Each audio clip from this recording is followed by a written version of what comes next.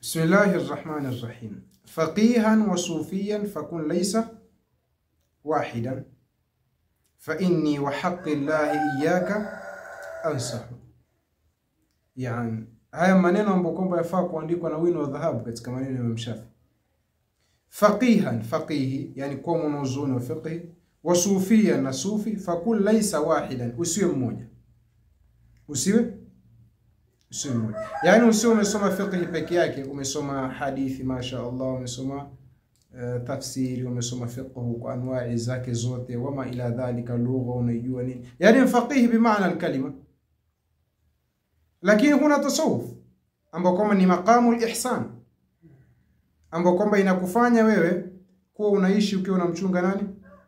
Allah subhanahu wa ta'ala. Maana yake tasawuf ndio ilmu ambao kwamba inakufundisha maqamu al-ihsan. Maqamu al-ihsan ambao kwamba ndio daraja ya juu kabisa ambao kwamba anaweza kuifikia nani? Mja, an ta'budu Allah ka'annaka tarahu fa in lam takun tarahu fa innahu yaraka. Hiyo ndio maqamu al-ihsan. Kumwabudu Mwenyezi Mungu kana kwamba unamuona. Ukiwa humuoni hakika anakuona. Kwa maana kuishi na Allah subhanahu wa ta'ala katika kila hali. Ukitembea Allah subhanahu wa ta'ala yarani. Ukitaka kufanya maasi ukiwa katika vichochoro sema da watu hawanioni, lakini Allah subhanahu wa ta'ala ananiona. Maana yake ukifikia katika maqamu al-ihsan, wewe inakuwa si rahisi kumwasi nani?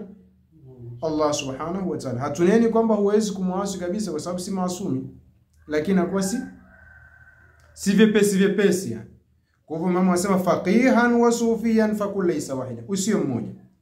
Fa inni wa haqqillahi, hakika yangu mimi na apa kwa haki ya Mwenyezi Mungu, iyaka ansahu, na kunasihi wewe, na kunasihi kwa haki ya Mwenyezi Mungu kwa jina la Allah subhanahu wa ta'ala. Fadhalika qasin, yule ni msusuavu wa moyo, yani yule ambaye kwamba alosoma fiqh peke yake lakini hakusoma tasawuf, ambao kwamba yuhadhib akhlaqahu, ambao kwamba itatengeza nini tabia zake.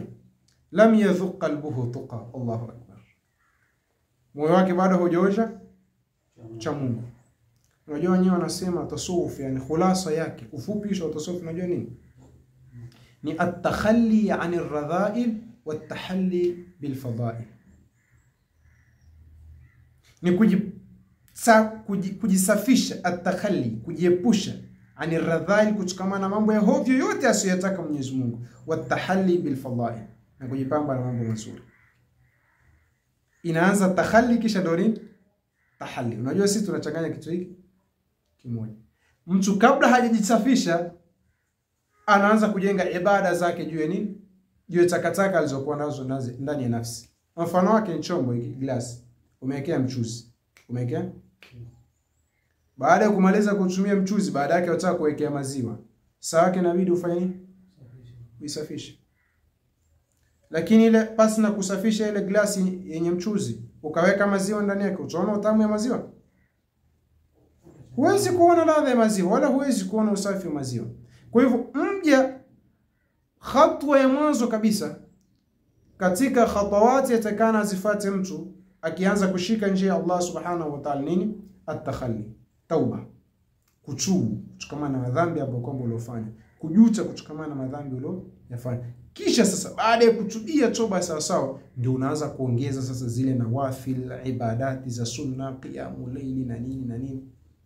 Yaani sio hapo unafanya mambo ya hovyo na nini kisha hapo na qiyamul layli usichanganye. At-takhalli ani radha'il thumma at-tahalli bil fadha'il. Au wengine wasema at-takhalli an kulli khuluqin dani. At-takhalli an kulli khuluqin dani, kujiepusha kutokamana na kila tabia za chini, yani tabia za hovyo. Wat-tahalli bi kulli khuluqin sani, na kujipamba na kila tabia njema. Hii ndio tasawuf. Hakuna maana nyingine ya tasawuf zaidi hiyo.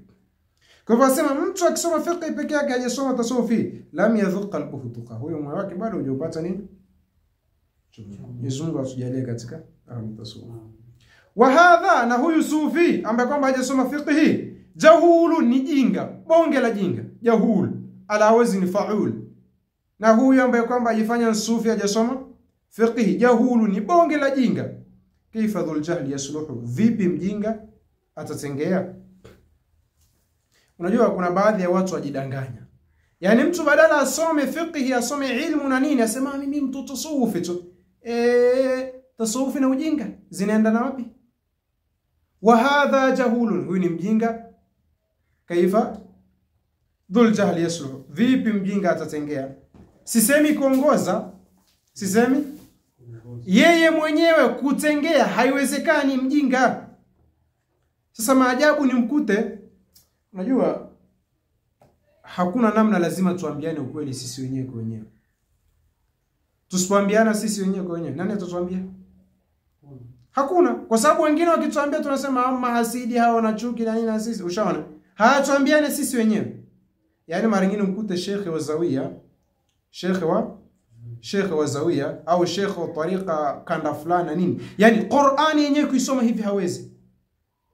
Ukimpa risala kuisomesha hawezi. Fa'il na maf'ul hawezi. Wewe unakuwa vipi shekhe wa tariqa ni mjinga? Hivi tasawuf unajua wenyewe? Wana tasawuf unajua walikuwa vipi? Mtu kama si msomi, hujui lugha, hujui fiqh, ila baba, mambo haya tasawuf na ushekhe hayakuhusu. Mambo ya ushekhe na tasawuf yafanye. Waangalia kazi nyingine tu, angalia katafute kazi gengeni, uuze tomato, utafuta kokoteni uende ukafanye, ukauze maji na vitu vingine. Tafuta biashara nyingine, yani kifupi. Kwa amani tu. Yani kwa usalama wako.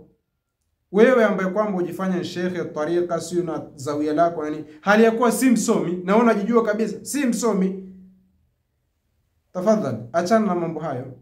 Hayo si yako, yana wenyewe. Tafuta wewe kazi zingine za kwenda kufanya. Yani tasawuf haiwezi kuendana pasi nani?